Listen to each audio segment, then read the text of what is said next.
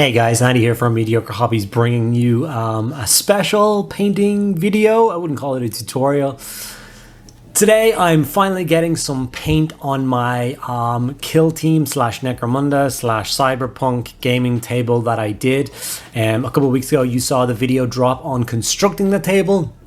Well, I've been ill and I've been on holidays and all sorts of things have slowed me down from getting the actual thing painted up. But that's what we're going to address in today's video. It is obviously a much larger undertaking than my standard infantry videos. So bear with me as I try and figure out how to film this thing and how to give you guys the best experience possible showing you this video. Making crazy videos like this is not easy and it is not cheap.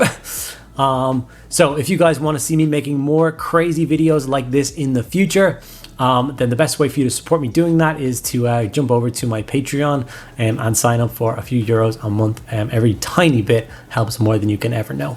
There's links to all those things below in the comments. Thank you guys so much, and let's get into painting. Okay, so when I began this project thinking I would paint it as a cyberpunk style table, I went through a lot of art pieces. I made a mood board, a Pinterest board, all those kind of things, and I really got to it. So one of the prevalent colors that seemed to be kind of in all of the artwork and stuff was the idea of these kind of dark blue / navy walls. So that's where I started. Of course, when painting big scenery pieces like this, I use all the tools I have at my disposal. So I grabbed my airbrush out.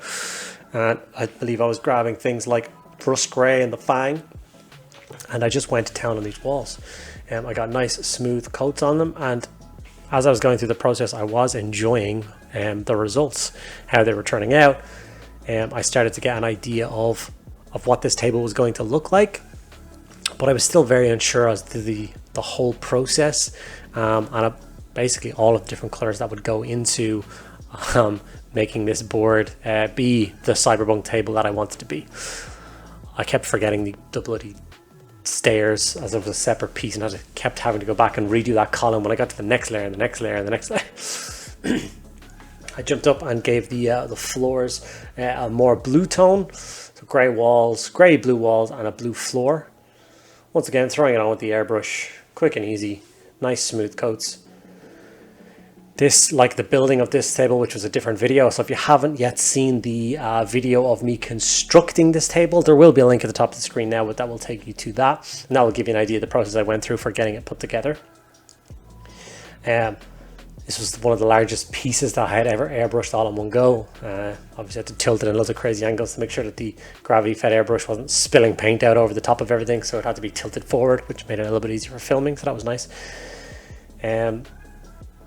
And yeah, I kind of was just winging it, to be honest. There was the stairs back in again, making sure I got the blue on the actual stairs themselves, trying to keep the grey blue walls and not to hit too much of the other pieces. Then I went in with a lighter color and started adding kind of shadow and shade to the colors. Same thing on the floor, went in with a brighter color and started hitting the center of each of those squares with a brighter color. Once again, it's just a quick and easy way to highlight a board. I'm a huge fan of Necromunda as a setting, and I'm a huge fan of Cyberpunk. I basically just soldiered on through, and I wanted to get as many of these elements crammed into one board as possible.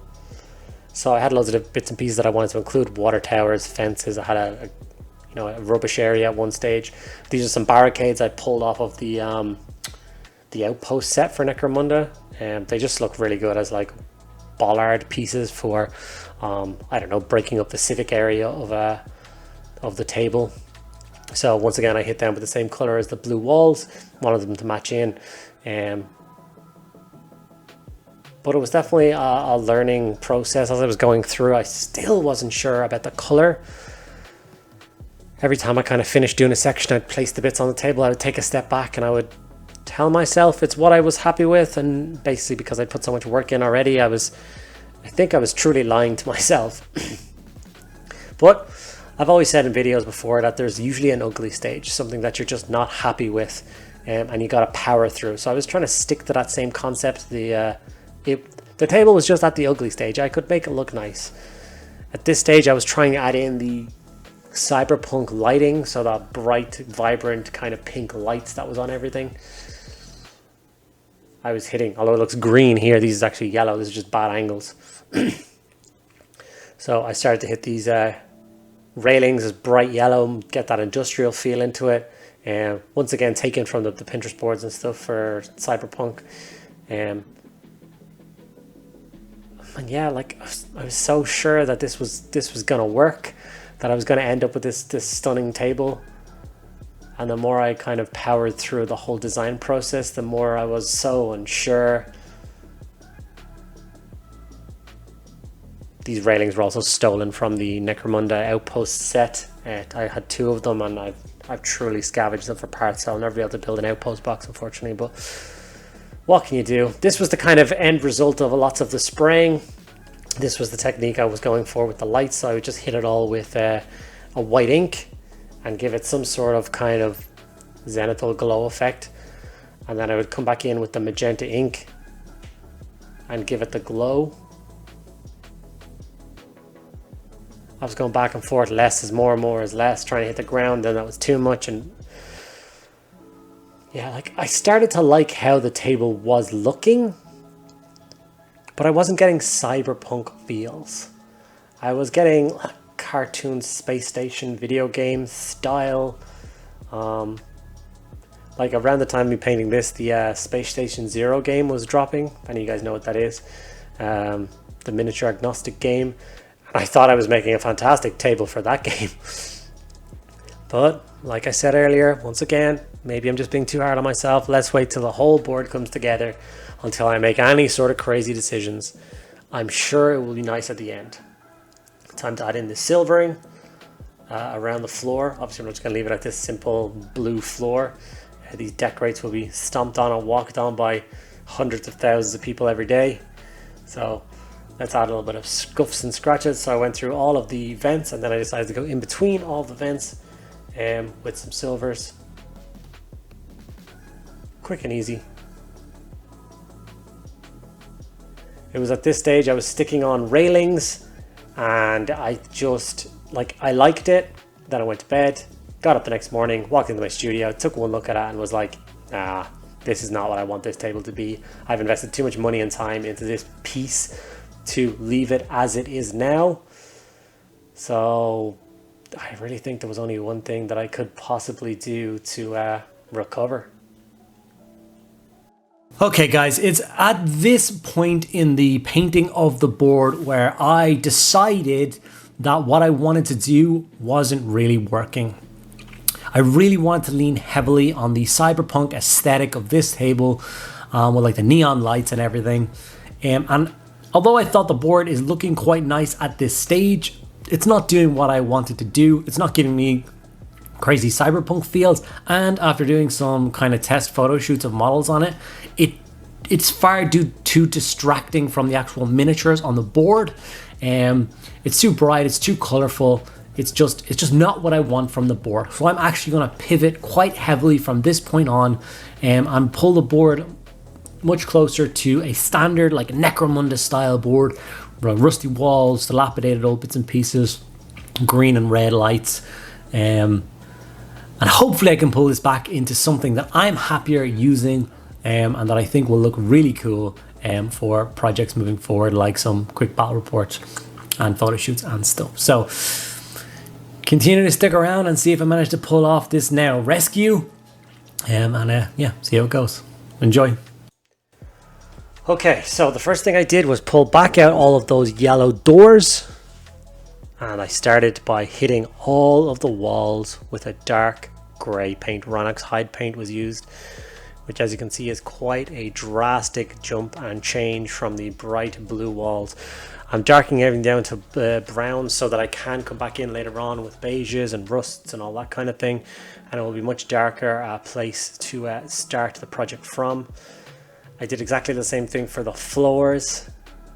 The silver was just far too bright between everything, so I left the floor panels blue. I thought that looked really nice and I wanted to save that. And I left the railings yellow, but everything else got hit with a dark brown. I then, using kind of like a spluttering technique with the airbrush, I just basically kept feathering the trigger and hitting it with a bit of kind of like rusty orange color. I then started adding the creams into the paneling, just brightening it up a little bit, bringing it back to some semblance of life, something that when I do the lights, it will kind of pop. A quick dry brush of silver all over the details meant that it became that kind of rusty, dilapidated old floor, which is very, very prevalent in the Necromunda universe. Same thing with the walls, just hit it with a light dry brush just to catch the edges, rust it all up, make it look like that worn, broken down thing. God only knows when this piece of wall was constructed, as goes all of the yellow doors that were just simple yellow. I decided, of course, what's more Necromunda than hazard stripes, so I went through and I taped up all the doors, then removed every second stripe so that all of the hazard stripes would be completely even. And then I went in and sprayed those black really quick. This is my favorite technique for doing hazard stripes. All the doors. Once again, this is a super quick and easy technique. And then as soon as you remove the tape, you get this very, very satisfying effect and absolutely beautiful doors. Once again, these are a little bit too kind of bright and vibrant, so of course we went in with a little bit of silver and we dry brushed them over to add some chipping. I also added kind of transfers for what sector they were from or districts or anything like that. So I went through my large collection. I was using my Necromunda sheet here, but there's also other sheets with just lettering and numbers and all those kind of bits and pieces. So I spent some time pulling off some details that I wanted the doors to say, whether it just be simple numbers or, like I said, there's really nice E4 sector parts. I've done videos on transfers before, so I'm sure this is nothing new for you guys, but as you can see, before I went and did any weathering to doors, before you do any weathering on anything, you should always apply your transfers. No point in weathering down something and then adding the transfers after. That would look silly. So as you can see, as I weathered down the doors, I got to put them all back into place. And all of a sudden this board became something that I was super proud of. Even from this point on, I love how it looks. It's definitely something I'm much happier putting miniatures on and getting photographs of. And yeah, it was time to be brave and actually go back to the lights. I went for obviously the neon pink style lights before. Absolutely hated how I did them. I have nothing against the concept of pink neon lights, and I do hope to learn how to do them properly at some stage, but whatever I was using wasn't doing it. So exactly the same steps as before, except a lot lighter. I'm not going to try and do any bright glow effects on the board. It's just going to be small fluorescent lights glowing a little bit, and then I'm going to hit the lights with greens and reds to do the glow effect. So green was used for most of the door panels and stuff like that, and then the little circular lights in the walls we did with red. So the red is like the emergency kind of lighting. If something was going wrong, these things would start spinning and flashing. And then all of the standard lights on the table were going to be hit with green. And as you can see, I'm not just splurting out loads of magenta. It's I'm going quite carefully, quite tamely airbrushing these lights on. So it's obviously quite bright as it is. Something maybe what time it is there, not that they can see the sunshine, but you know what I mean. It's bright enough that these lights are not going to be overpowering in the scene. Whether there's a large lumen globe above the whole table, who knows. And then here is the red lights once again, obviously because these two lights are kind of in conjunction with each other. The fact that I didn't do either of them so bright means I don't have to really worry about how they interact with each other. It's just a very quick and easy step. I mean, even that frame right there with those doors, that wall, those panels, the lights, I definitely think I have moved in the correct direction. And here I am adding in things like the barricades and stuff like that, which I of course painted like the walls to match in.